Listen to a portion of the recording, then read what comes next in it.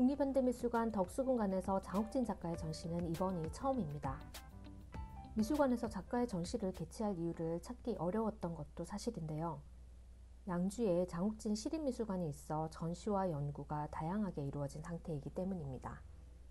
그러나 그간 덕수궁관은 박수근, 이중섭 등 근대 작가를 체계적으로 연구하고 전시해왔기 때문에 장욱진 작가의 이번 전시는 덕수궁관의 중요한 행보에 또 하나의 퍼즐을 맞추는 것이라는 점에서 의미가 있습니다.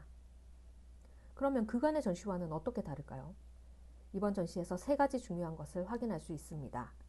우선 장욱진 작가에 대한 잘못된 정보를 자료를 통해 모두 바로잡았습니다. 두 번째, 작가는 사실 속세와 등지고 동화 같은 작품을 그렸다는 프레임이 씌워져 있었던 것도 사실인데요. 이번 전시를 통해 아동화 같은 그의 작품 속에 숨겨진 작가로서 치열했던 고민과 철학을 확인할 수 있습니다. 마지막으로 그간 행방이 묘연했던 1955년작 가족을 60년 만에 발굴해 최초로 소개합니다. 1951년 장욱진과 가족들은 한국전쟁을 피해 부산으로 피난을 갔습니다. 모든 것이 폐허가 된 전쟁 상황에서 화가가 그림을 그리지 못하는 현실에 아파하고 나 하나 누울 자리라도 피해줄까 하는 마음에 야외 지침을 밥 먹듯 하기도 했습니다. 새벽이면 한돼들이 큰 소주와 떡 열알을 주머니에 넣고 용도산 공원으로 올라가 술을 다 먹고 내려왔다고 합니다. 장욱진 작가의 폭주하는 습관이 이때 생긴 것이라고 해요. 전쟁이 잠시 잦아들었을 때 장욱진 작가는 가족을 부산에 남겨두고 고향인 연기군으로 잠시 돌아왔습니다. 고향에서 잠시나마 마음의 평안을 찾은 작가는 미친 듯이 붓을 들고 그림을 그렸다고 해고한 바 있습니다. 황금빛 들판으로 난 머나먼 길을 걸어 나온 인물은 장욱진 자신입니다. 한 손에는 모자, 한 손에는 우산을 들고 프로코트를 입은 모던 보이입니다. 연미복은 결혼할 때 입은 옷이라고 합니다. 전쟁 중에도 들판의 곡식은 무르익고 자연이 변함없이 제 역할을 하는 모습을 보고 작가도 다시 화가의 길을 묵묵히 걸어갈 힘을 가졌을 것입니다. 들판의 황금빛은 언뜻 반고흐의 작품이 연상되기도 합니다.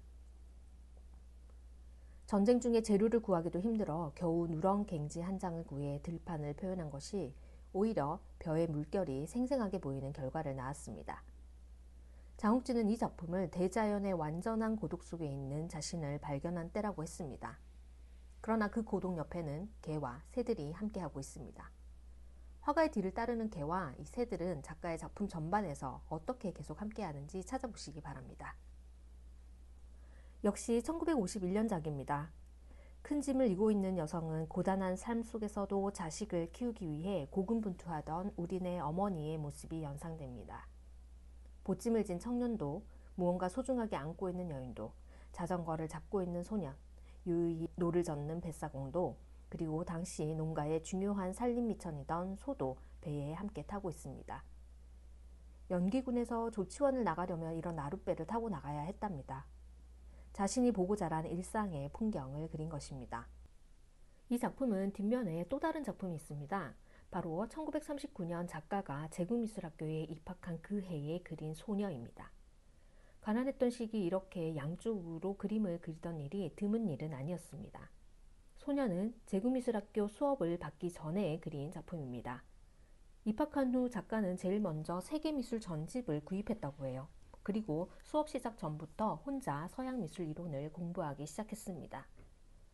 그런데 서양화의 완전 비례를 가진 인물을 그린 것이 아니라 몸에 비해 큰 얼굴, 4, 5등신 정도의 짧은 몸, 맨발 등 토속적이고 향토적으로 그렸어요. 고향의 산지기 딸을 연상하며 그린 것으로 알려져 있습니다. 또한 이 작품은 르네상스 시기 횡한 초상화의 특징을 연상시키기도 합니다. 피난 시절 캔버스를 구하지 못해 항상 품에 안고 다니던 바로 이 소녀의 뒷면에 나룻배를 그린 것입니다. 우리나라의 서양화의 역사는 일제강점기 일본을 경유해 시작됩니다. 작가들은 새로운 재료의 사용 기법도 익혀야 했지만 한꺼번에 여러 사조에 대한 공부도 해야 했습니다. 서양처럼 인상주의에서 야수파, 입체파로 사회적, 문화적, 미술사적 맥락 안에서 점차 나아간 것이 아니었던 것이죠. 장욱진은 경성고보 재학 당시 일본인 교사 사토 구니오에게 입체파와 피카소의 미술 세계를 접하게 됩니다.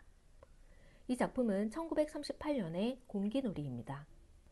내수동집 앞에서 곰기놀이를 하는 소녀들을 그렸는데 얼굴 부분은 세세한 묘사보다는 빛의 흐름과 면의 분할로 인상주의, 입체주의가 엿보이고 있습니다. 장욱진 작가는 10살 무렵부터 그림을 잘 그렸다고 합니다. 일찍 아버지가 돌아가시고 아버지의 누님이 장욱진 사형제와 어머니를 옆집으로 이사시켜 엄격하게 교육을 했는데 고모님은 그림 그리는 것을 반대하게 됩니다. 숨어서 그림을 그리다가 매를 맞기도 했다고 해요. 그런데 1938년 전조선 학생미술전람회에서 바로 이 작품으로 1등상인 조선일보 사장상을 받고 전시도 하게 되고 상금도 받았습니다. 받은 상금 100원으로 고모님께 비단치마를 해드린 이후 암묵적으로 그림을 그리는 것을 허락받았다고 합니다. 새로운 사조와 재료의 사용 기법을 익히던 작가들은 광복 이후 전통과 연결하면서도 새로운 한국적 모더니즘을 탐구하는데 더욱 박차를 가하게 됩니다. 1947년 김한기, 유영국, 이규상 작가는 새로운 세상에서 새로운 조형이 과연 무엇일까를 탐구하는 신사시파를 결성합니다. 48년에 첫 해 전시 이후 2회째인 49년에 장욱진이 참여하게 됩니다. 바로 이 작품이 1949년 신사시파 제2회 전시회에 출품한 작품입니다. 화면 전체에 큰 장독이 그려져 있습니다.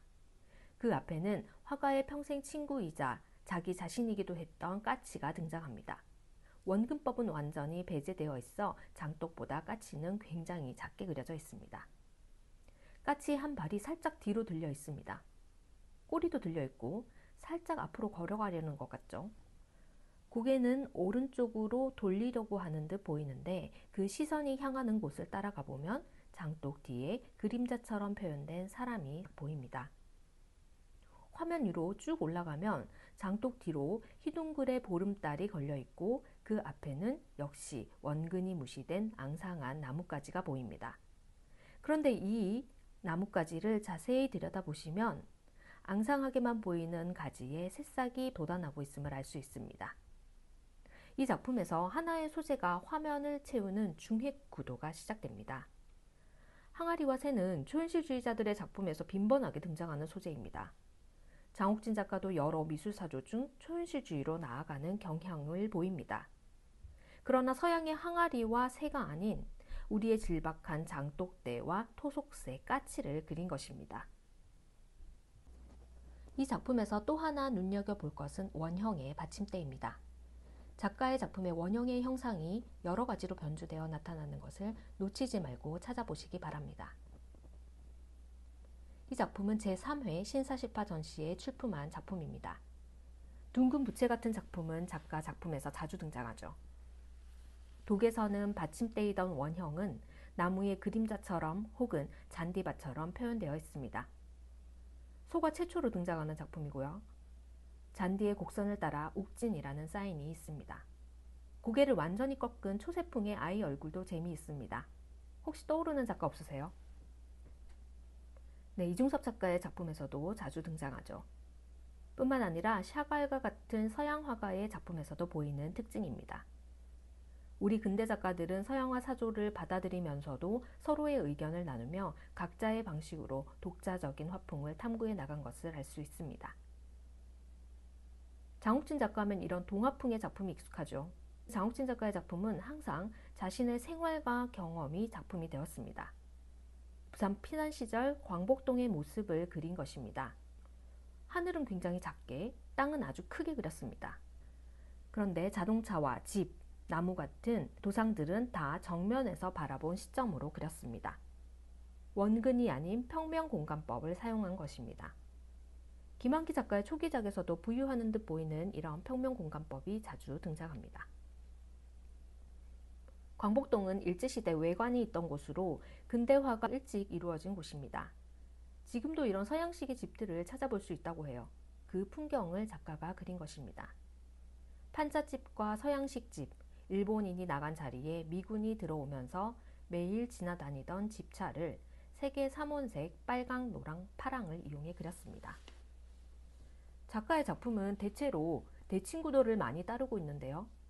양쪽으로 대칭되는 양옥집의 형태, 나무들도 좌우로 배열했지만 완전한 대칭이 아닌 그 안에서 변화를 주고 있습니다. 이 작품에는 재미있는 여담이 하나 있습니다.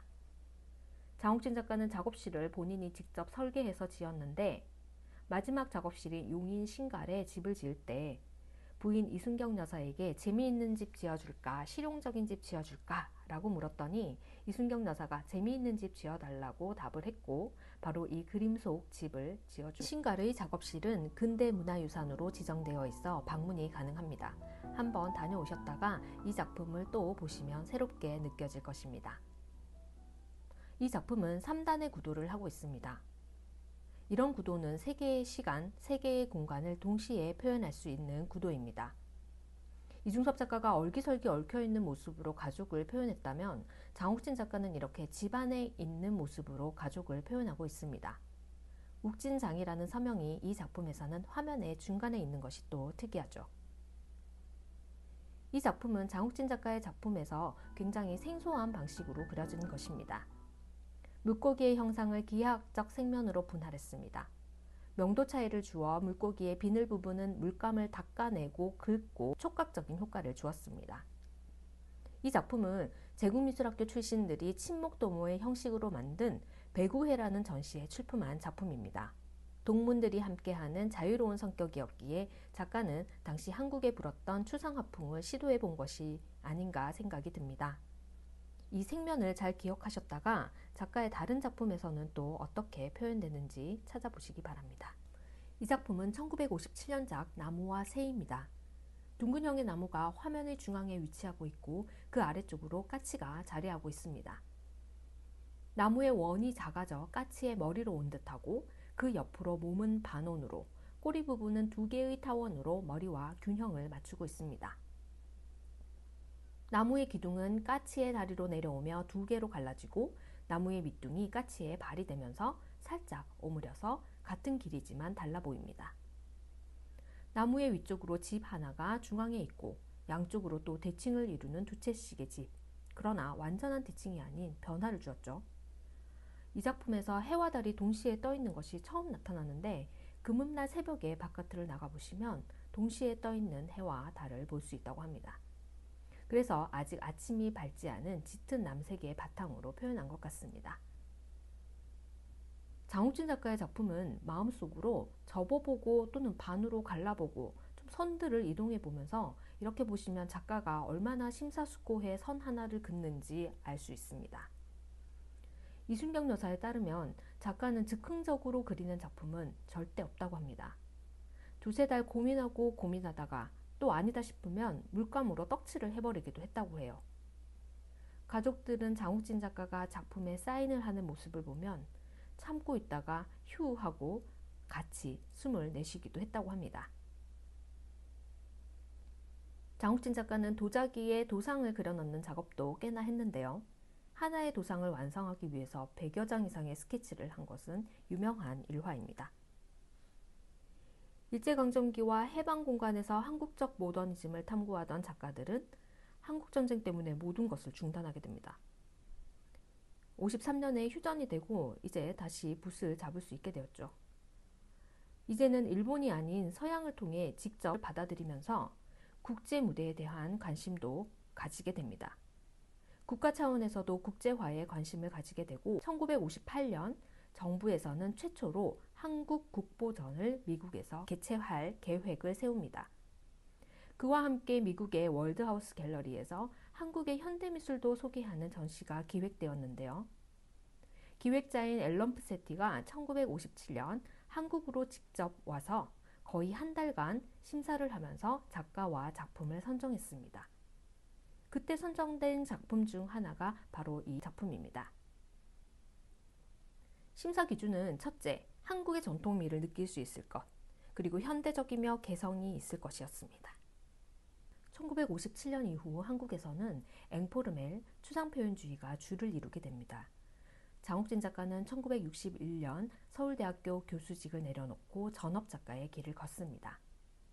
1963년 덕소에 작업실을 구해 1975년까지 혼자 살며 작업에 매진합니다. 장욱진 작가는 추상화를 시도하기도 했는데 덕서 풍경은 덕서의 눈 내리는 풍경을 소재로 한 것입니다. 작품 반월목은 반달을 면으로 분할하고 색채를 이용해 시각적으로 달이 빛나는 느낌을 주었죠. 나무는 문자 추상으로 표현했고 매끈함, 거침 등의 메티에르의 실험을 한 화면에 하기도 했습니다. 그러나 생활과 경험을 조형적으로 작품화했던 작가는 1963년 이후 다시 형상성을 회복합니다. 그러나 추상에서 실험했던 기법이나 형태는 그 이후에도 작품 곳곳에 등장합니다. 장욱진 작가는 속세를 등지고 홀로 작품을 했던 작가로 알려져 있었습니다. 그러나 국전에 무려 15회 이상 참여했으며 배구회, 안가주망 등을 통해서도 자신의 작업 세계를 누구보다 적극적으로 공개하고 탐구했습니다. 이 작품은 제8회 대한민국 미술전람회의 심사위원으로 위촉되었을 때 출품한 작품입니다. 조금 전에 보셨던 물고기의 비늘을 기하학적으로 분할한 작품에서 이제는 얼굴을 표현하면서 조금 넓은 면으로 변형을 했습니다. 목에는 자신이 태어난 해인 17을 익살스럽게 그려 넣었습니다. 작가의 사인이 이번에는 왼쪽 상단에 사각형의 형태로 들어가 있습니다. 작가는 자신의 서명 역시 철저하게 조형질서 안에 포함시킨 것을 알 수 있습니다. 1950년대 중반부터 작가는 어린아이의 모습을 많이 표현했습니다. 장욱진 작가는 작품에 이름을 붙이지 않기로 유명합니다. 이 작품은 삐딱하게 한쪽 다리로 서 있는 모습이 평소 아버지와 똑같다는 자녀들의 증언에 따라 자화상으로 이름 붙인 작품입니다.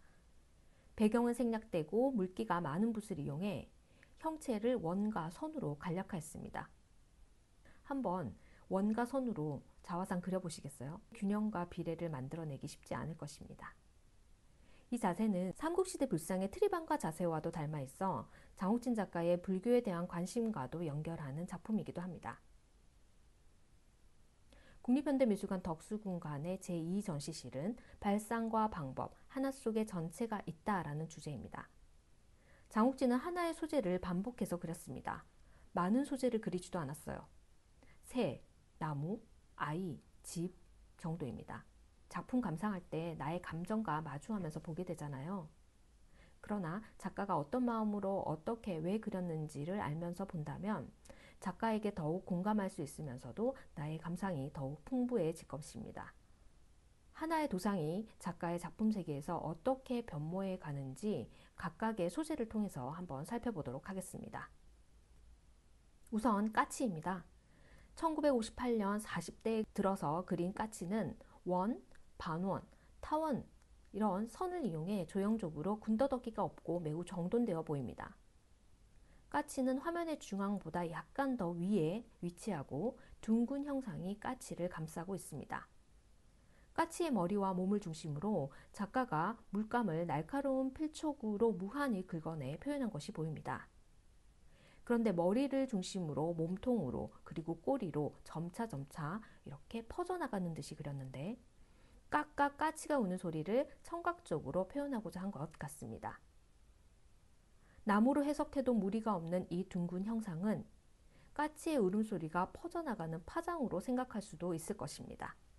1961년 새와 나무는 더욱 단순하게 그린 까치의 모습이 보입니다. 덕서 풍경에서 보였던 추상화에서 사용한 닦아내는 기법, 번지는 기법이 작품의 배경에서 사용된 것이 보입니다. 이 작품은 재미있는 여담이 하나 있습니다. 장욱진 작가는 작품을 절대 팔지 않기로 유명했어요. 처음으로 작품을 공식적으로 팔았을 때가 작고 3년 전인 1987년이었습니다. 자신의 사후에 아내가 편히 살 수 있도록 여러 준비를 하기 위함이었다고 합니다. 작품은 차라리 선물로 주었습니다. 그런데 1961년 이 작품이 전시되었을 때 국립중앙박물관에서 일하면서 인연을 맺었던 서울대학교 김원령 교수가 당시 한 달 월급 2만 환을 테이블에 내려놓고 이 작품을 가져갔다고 해요.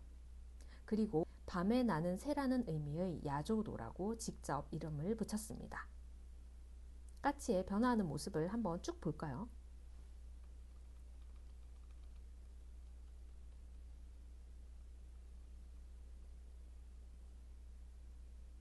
유화로서는 작가의 절필작입니다.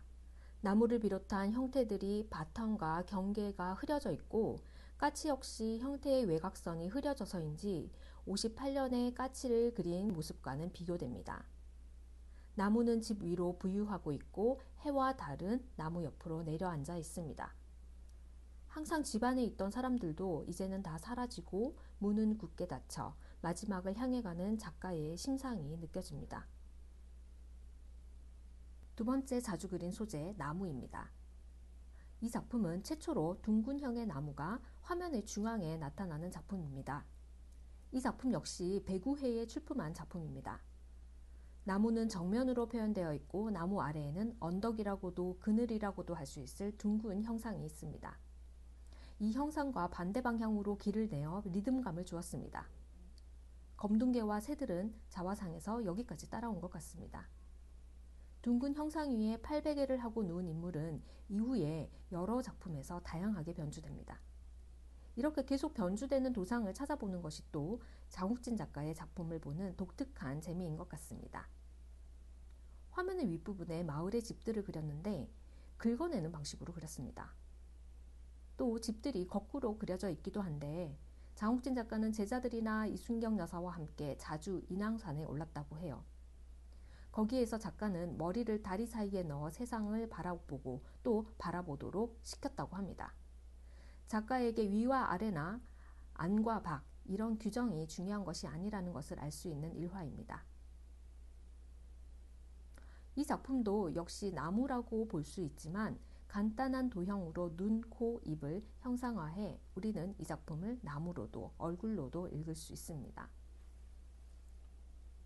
구도에 대해서 계속 말씀을 드리고 있는데 이번 국립현대미술관 장욱진 전시에서 장욱진 작가가 주로 사용하던 구도를 따로 다 볼 수 있도록 이렇게 섹션을 만들어 놓은 게 참 인상적입니다. 작품을 다 보고 나만의 장욱진 구도를 찾아보는 그러한 재미도 있을 것 같습니다. 이 작품은 위에도 아래도 지구라고 할 수 있을 법한 형상이 있습니다. 집들은 한쪽은 원에 안쪽에 한쪽은 원의 바깥쪽으로 붙어 있네요. 인물은 조금 전 작품 수하에서 팔베개를 하고 있었는데 이 작품에서는 만세를 하고 있는 자세입니다. 화면의 정중앙에 있었다면 이 작품이 어떻게 보였을까 하는 상상도 저는 해봅니다. 살짝 화면의 중앙보다는 아래로 자리 잡고 있고 그런데 또 다리와 팔을 몸보다 살짝 위로 이렇게 완곡한 U자형이라고 할까요? 그래서 오히려 더 균형을 잡고 있는 것 같습니다. 그 중앙에 해와 달이 보일 듯 말 듯 그려져 있습니다. 이 인물이 위로 올라가는 것일까 내려오고 있는 것일까 알 수가 없죠. 작가가 서명을 자신의 작품의 조형 질서 안에 포함시키기 위해 노력했었던 다른 작품에 비해서 이 작품은 서명을 아예 하지 않았습니다. 리움미술관에서 전시했었던 적이 있었다고 하는데 그때 옆으로 돌려져 전시된 그런 일도 있었다고 합니다. 나무의 변화를 계속 또 볼까요? 장욱진 작가의 나무 작품에서 또 하나 느낄 수 있는 것은 바람입니다. 이 작품은 마치 새가 바람을 몰고 와 나무를 오른쪽으로 밀고 있는 느낌을 줍니다. 계절감도 잘 느껴지는 것 같습니다. 푸르른 나무와 원두막은 여름을 연상시키죠. 나무가 장승처럼 보이기도 하고 홍두깨나 다듬이질 방망이를 연상시키기도 하면서 점차 추상화되어 가고 있는 것을 알 수 있습니다. 용인 신갈 작업실에 죽어가던 감나무가 있었다고 합니다. 그런데 이듬해 초봄에 새순이 돋는 것이 마치 불이 활활 타는 느낌이었다고 해요. 그래서 작가는 이 그림을 그렸는데 마치 깃털이 많이 달린 부채 같기도 하고 활활 타는 불꽃 같기도 합니다. 그러나 아직 완연한 봄이 도래하지는 않았기에 나무의 색은 무채색으로 배경은 봄이 막 도착하는 듯 맑고 옅은 옐로우로 표현했습니다. 장욱진 작가는 어려서부터 불교와 인연이 깊었습니다. 고모도 불심이 매우 깊고 동네에 유지이다 보니 절에 시주도 굉장히 많이 했다고 해요. 17세의 장욱진 작가도 수덕사로가 망공 스님을 만나 6개월을 함께 보낸 경험이 있습니다. 만공산사는 일제강점기 우리의 불교를 지키기 위해서 노력했었던 아주 큰 스님이었습니다. 경성 제2고보를 다닐 때 일본인 선생이 역사를 왜곡하는 것을 보고 항의를 하자 의자를 드는 벌을 세웠다고 해요. 다른 친구들은 몰래 내리기도 했는데 장욱진은 끝까지 의자를 들고 있어 일본인 선생이 내리라고 하자 그 의자를 선생에게 집어던지며 자퇴를 하게 됩니다. 또 그 당시에는 그림을 반대하던 고모에게 매를 맞기도 했다고 해요. 결국은 건강이 악화되어 고모님이 수덕사 만공산사에게 데려간 겁니다. 17세의 어린 소년 장욱진이 큰 스님 앞에서 무엇을 느꼈을지 짐작할 순 없지만 만공선사가 기도하던 방에서 6개월을 보낸 이후에 심신을 회복했다라는 일화가 있습니다. 1941년 이순경 여사와 결혼한 후에는 이순경 여사에게 금강경을 읽으라고 권하기도 했습니다. 오로지 그림밖에 몰랐던 화가의 아내로 살면서 이순경 여사는 1954년부터 대학로에 동양서림을 운영하면서 가족의 생활을 책임졌습니다. 1970년 1월에 명륜동 자택에서 금강경을 독송하고 있던 이순경 여사를 보고 장욱진은 갑자기 화상이 떠올랐다며 그 길로 덕소로 내려갔습니다.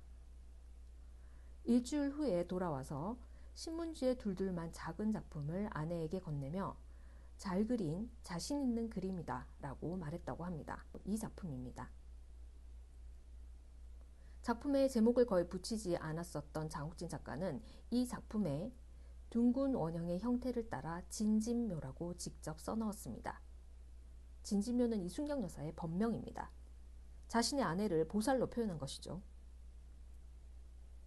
언젠가 지나가는 말로 초상화 하나 그려달라고 했었는데 자신의 모습을 보살로 그린 것에 이순경 여사도 굉장히 놀랐다고 합니다.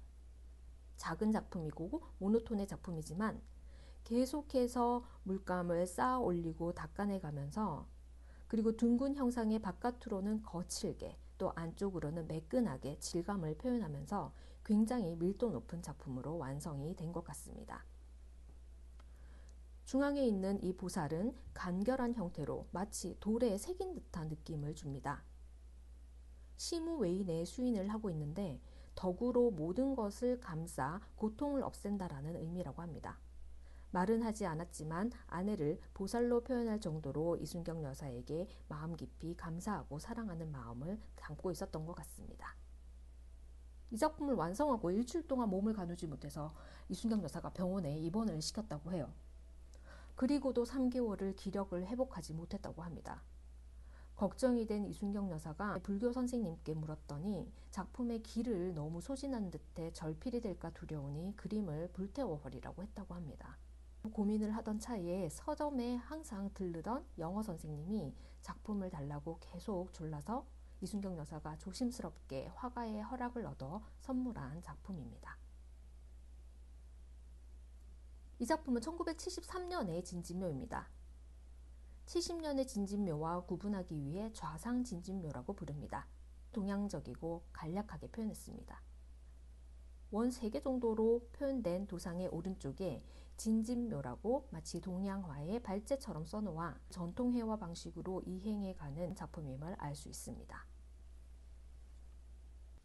장욱진의 먹그림은 1978년 이후부터 등장합니다. 주로 불교를 소재로 그렸습니다.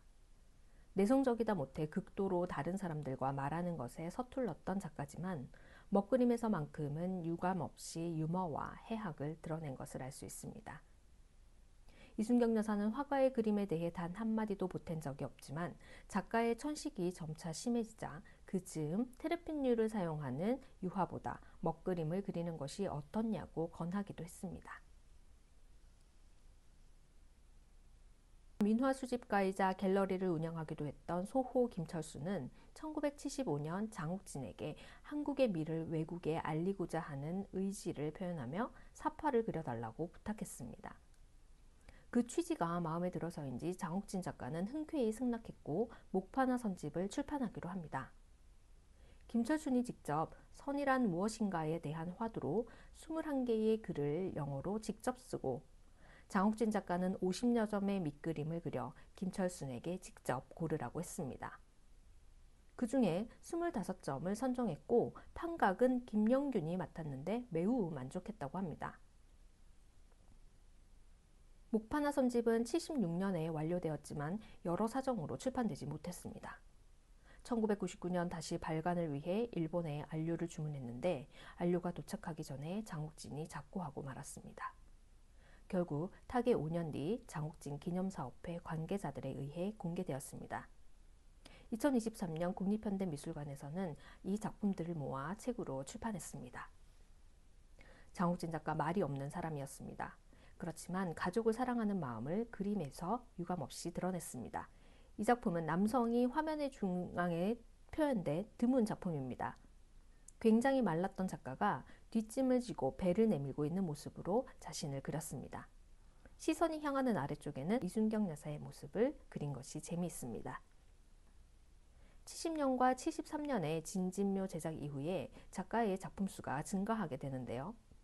덕소에서 진 빚을 수안보에서 갚았다는 작가의 회고나 수안보 시절부터 작가가 조금씩 당당해진 것 같다는 이순경 여사의 회고를 통해 작가가 스스로도 작품에 대해 자신감을 가진 시기라는 것을 알 수 있습니다.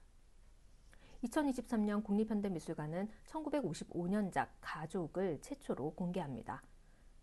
작가가 무척이나 아껴 머리맡에 걸어둔 작품으로 제자가 이 작품을 달라고 졸랐을 때도 정이 떨어지지 않아 아직 안 된다고 거절했습니다. 1964년 첫 번째 개인전 때 일본인 사업가 시오자와 사다오가 이 작품을 사고 싶다라고 말했고 거절했습니다. 매일매일 찾아오는 정성에 전시 마지막 날 마음을 바꾸었다고 합니다.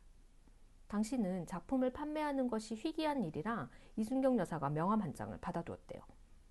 장욱진은 작품을 판 돈으로 막내딸 바이올린도 사주고 술도 마셨지만 두고두고 이 작품을 판 것을 아쉬워했다고 합니다. 1990년 작가가 작고하고 그 이듬해인 91년 작고 1주년 기념 전시를 준비하면서 이순경 여사는 소장가에게 연락을 했습니다. 그런데 이미 82세였던 시오자와 사다오는 작품에 대해서 말할 수 있는 건강 상태가 아니었고 자녀들 역시 작품을 기억하지 못해 그대로 작품은 잊혔습니다. 미술관은 이번 전시를 준비하면서 다시 한번 연락을 취했다고 합니다. 조심스럽게 직접 방문을 문의해 허락을 받았습니다.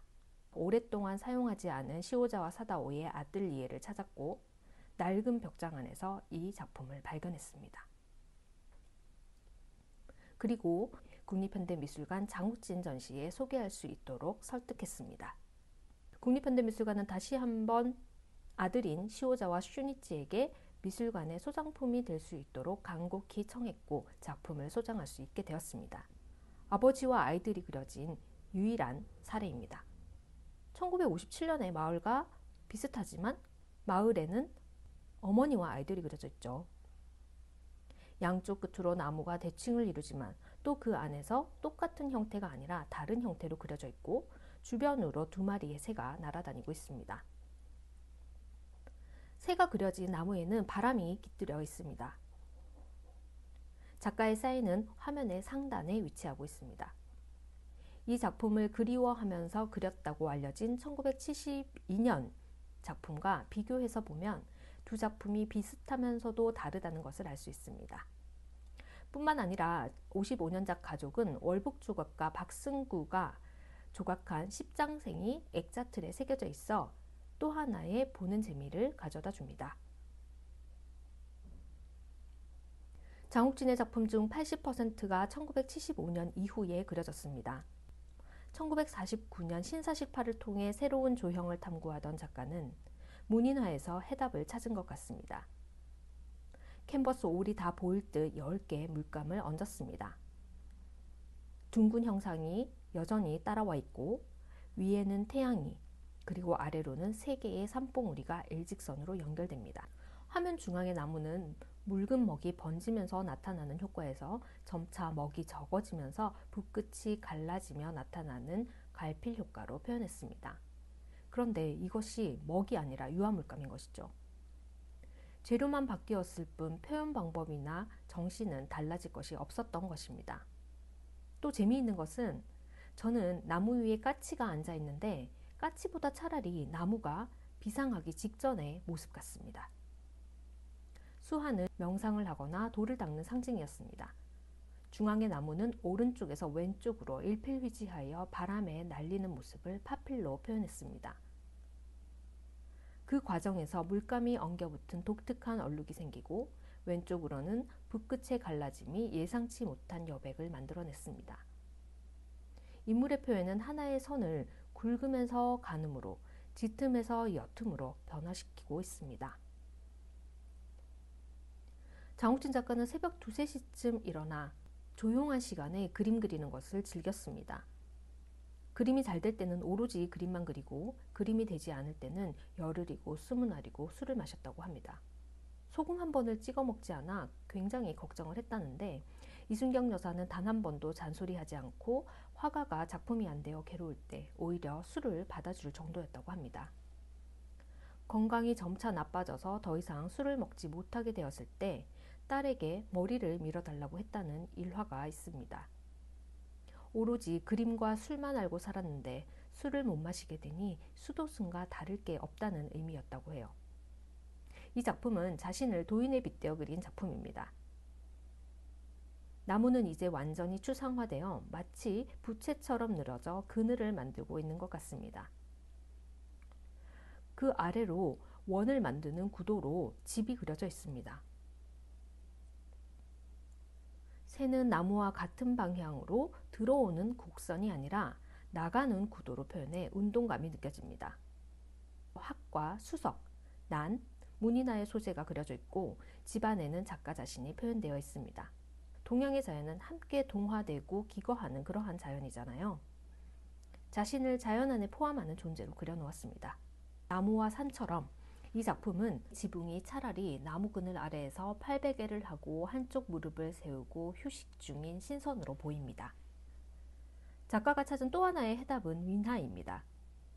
1975년부터 호랑이와 아이, 새가 반복적으로 등장합니다. 호랑이와 까치는 민화의 단골 소재였죠. 호랑이가 아이에게 젖을 물려 우는 아이를 달랬다는 민담을 형상화하고 있습니다.